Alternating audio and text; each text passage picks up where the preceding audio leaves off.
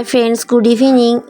Real blogger Jyoti চ্যানেলে সবাইকে স্বাগত। আশা করি তোমরা যে যেখানেই আছো সবাই ভালো আছো। তো আজকে ইভিনিং দিয়ে শুরু করলাম, কারণ এটা সন্ধেবেলার ব্লগ। আর সন্ধেবেলা মা রাতের খাবার তৈরি করছে, সন্ধেবেলায় করে রাখছে। আর আমরা সকাল সকাল যেহেতু খাই, 8টা সাড়ে 8টার নাগাদ আমাদের রাতের খাবার হয়ে যায়, তো সে কারণে মা তাড়াতাড়ি করেই খাবারটা করছে। তো আজকে মা বলল যে আলুর পরোটা করবে, তো সে কারণে এখন আলুর পরোটা হচ্ছে। আর ওই যে বলেছিলাম আগের ব্লগে যে মেয়ে এলেই যত খাওয়ার এটা ওটা খাওয়ার সব ধুম হয়, বলতে বাড়িতে ভাইও সারাটা দিন থাকে না, ভাইও সেইভাবে খেতে চায় না আমরা না থাকলে। তো আমরা এলেই খাওয়া দাওয়াটা বেশ এইভাবেই চলে। তো আলুর পরোটা এখন মা করছে। তো আলুর পরোটা হয়ে গেছে মোটামুটি অনেক কয়েকটাই দিয়ে, এখন রাতে আমরা খেয়ে নেবো। তারপরে আমি এটা দুদিনের ব্লগ করেছি, রাতের থেকে শুরু করেছি আর তারপরের দিন ব্লগটা শেষ করলাম। তো পরদিন এটা সকালবেলা। আর সকালবেলা আমি আগে মার বিছানাটাকে গুছিয়ে নিচ্ছি, এই ঘরের বিছানাটা। আর ছেলে যেহেতু ওই ঘরে ঘুমোচ্ছে, তো একটু ও ঘুমোক ততক্ষণ আমি এগুলো গুছিয়ে নিই, সে কারণে আগে এটা গুছিয়ে নিচ্ছি, তারপর ও ঘরটা গোছাবো। আর এটাই আমার বাবার বাড়িতে এইবারের এক শেষ ব্লগ। আবার কয়েকদিন পর আসবো, বলতে ষষ্ঠীতে আসার কথা আছে, আর যদি না আসি একদম পুজোর সময়, তো টানা আবার 3-4 মাস পর আসবো আমি।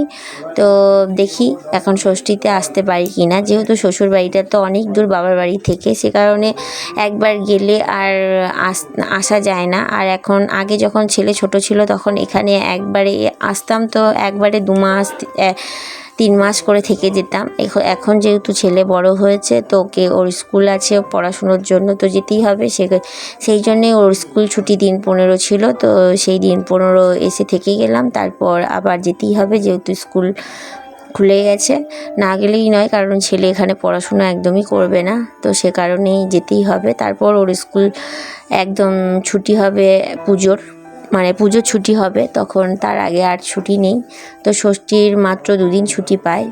তো আমি বিছানাটাকে গুছিয়ে নিলাম, দিয়ে তারপরে এই শোকেসটাকে একটু করে মুছে নিচ্ছি, আর তারপরে এটা ঝাড় দিয়ে নিচ্ছি। আর ওই দেখো ছেলে বাবা উঠে পড়েছে, বাবা ওকে কোলে নিয়ে আছে আর মাম্মা আদর করছে। মাম্মাও এখন রেডি হয়ে ব্যাংকে যাবে, তো বেরোবে বলে একটু ভাগ্নেকে আদর করে নিচ্ছে। আর ও এখানে এলে ওর আদর এত বেশি হয়ে যায় যে বদমাইশিও প্রচুর বেড়ে যায়। তো সে কারণেই আমার একটু মনটাও খারাপ আছে। আর বাবার বাড়ি থেকে যেতে প্রত্যেকবারই মনটা সত্যি ভীষণ খারাপ হয়ে যায়। আর তখনই মনে হয় যে সব থেকে দূরে বিয়ে করা একটা মেয়ের পক্ষে সত্যি বিশাল কষ্টকর, কারণ ইচ্ছে মতো আসতে পারবে না, ইচ্ছে মতো যেতে পারবে না, বা ওখানে দূরে গেলে তখন মনে হবে আমার এখানে কেউ নেই, আপন বলে কেউ নেই, তখন খুব একা একা ফিল হয়। যারা দূরে বিয়ে হয়েছে বাবা মার থেকে, আত্মীয় স্বজনের থেকে, তারা বুঝতে পারবে যে দূরে থাকলে তাদের কি ফিলিংস হয়। তেমনই আমার একটা ফিলিংস হয়। তো সে এতটাই অলরেডি কষ্টে থাকে যে শ্বশুরবাড়ির কেউ কষ্ট দিলে তখন সেই কষ্টটা আরও বেড়ে যায়। আর বেড়ে যাওয়ার ফলে সেখানে যে কষ্টটাকে কম করবে সেরকম লোক খুব কমই থাকে। তখন মা বাবাকে খুব মিস করি, এতটাই কষ্ট হয়। তো একটা মেয়ে দূরে বিয়ে হলে অলরেডি সে আগে থেকেই কষ্ট পায়, তাকে আবার যদি ডবল করে শ্বশুরবাড়ি কেউ কষ্ট দেয়, সে আরও বেশি কষ্টে জর্জরিত হয়ে যায়। তো যাই হোক, আমার অবস্থা দূরে থেকে এই অবস্থায় হয়। আর আমি ওখানে যখন কোনো কারণে মন খারাপ হয় বা কিছু হয়, তখন মনে হয় যেন আমার এখানে কেউ নেই, বাবা মা অনেক দূরে, চাইলেও বাবা মার কাছে ছুটে যেতে পারবো না। তো ভীষণই কষ্ট হয়, আর যেতেও ভীষণ কষ্ট হয় ছেড়ে যেতে। আর কিছু করার নেই, যেতে তো হবেই। তো আমার ওই ঘরটা গুছিয়ে ঝাড় দিয়ে কমপ্লিট করে এলাম, দিয়ে এই ঘরে দেখছো যে বেড কভারটা পেতে দিচ্ছি, আর যে বেড কভারটা ছিল সেটাকে চেঞ্জ করে দিচ্ছি।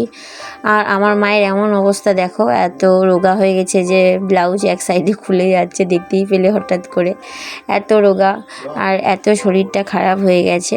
তার জন্য মাকে নিয়েও ভীষণ চিন্তা হয়, কারণ একা একা থাকে, কাজ করে, এতটাই দুর্বল যে শরীর না চললেও কাজ করে এরকম করে তখন আমাকে নিজেকে খারাপ লাগে যে আমি আমার মায়ের কোনো দিন হেল্প করতে পারবো না, কিন্তু অন্য সংসারে এসে সবাইকে কাজ করি, সবাইকে সবার যত্ন করি, কিন্তু আমার নিজের বাবা মাকেই আমি যত্ন করতে পারবো না। এটাই হয়তো মেয়েদের জীবন, তো কষ্ট হয়। তো আমি এখন বিছানাটাকে গুছিয়ে নিলাম আর ওই বেডশিটটাকে তুলে দিয়েছি, দিয়ে এই বেডশিটটাকে পেতে রাখছি, কারণ আমরা যখন থাকি না এই ঘরটাতে কেউ থাকে না, তো মা এই বেডশিটটাকে তুলে রাখে, যেহেতু কালো কালার দেখতে আর নোংরাও খুব একটা বোঝা যাবে না, তার কারণে। আর এটাও দেখছো বেডশিটের ওখানে একটু ফুটো হয়ে গেছে, তো এটাই এইভাবে পেতে রেখে দেয়।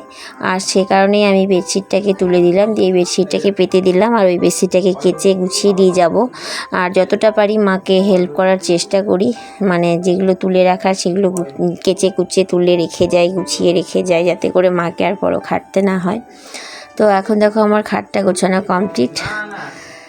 দিয়ে মা এখন বলল যে ছেলেকে একটু ম্যাগি করে দিতে, আর আমার ছেলে হয়েছে যে তেল দিয়ে ম্যাগি খাবে, স্যুপ মানে ও সেদ্ধ ম্যাগি খাবে, কিন্তু ওকে তেল দিতে হবে ওই ম্যাগির মধ্যে। তো মা আগে তেলের মধ্যে একটু লঙ্কা দিয়েছে আর ম্যাগি মশলাটা আগেই দিয়ে দিয়েছে, দিয়ে তারপর একটু জল দিয়েছে, দিয়ে ম্যাগিটাকে সেদ্ধ করে নেবে। তো আগে সকালবেলা উঠেও আগে ম্যাগি খাবে, তো মা ওকে আগে ম্যাগি করে দিচ্ছে। দিয়ে আমি বললাম তুমি ম্যাগিটা খাও, আমি কাপড়গুলো কাচাকুচি করি। তো অনেক কিছুই আমি দেখাইনি, আর এখানে এলে আমি ঘর গোছানো, কাপড় গোছানো, এইসবগুলো, ঘর পরিষ্কার করা, এইসবগুলো মায়ের হেল্প করি, কারণ মা এতটাই দুর্বল যে কষ্ট হয় এত কাজ করবে বলে। আর ছোটোবেলা থেকেই মা এত অসুস্থ দেখে এসেছি মাকে, যে আমরা ভাই বোনে মায়ের জন্যই কাজ শিখেছি, তার জন্যই যতটা পারি আমরা স্কুল গেছি, কলেজ গেছি, মাকে হেল্প করে মায়ের কাজ কিছুটা এগিয়ে দিয়ে তারপর আমরা গেছি। তো দেখো ছেলের জন্য আমার মার ম্যাগি করে দিয়েছে, দিয়ে ও বসে পড়েছে এখন। দিয়ে তারপর এটা দুপুরবেলা মা এখন রান্না করছে, স্নান টান সেরে মা পুজো টুজো সেরে এখন রান্না করছে, আর আমিও স্নান সেরে চলে এসেছি।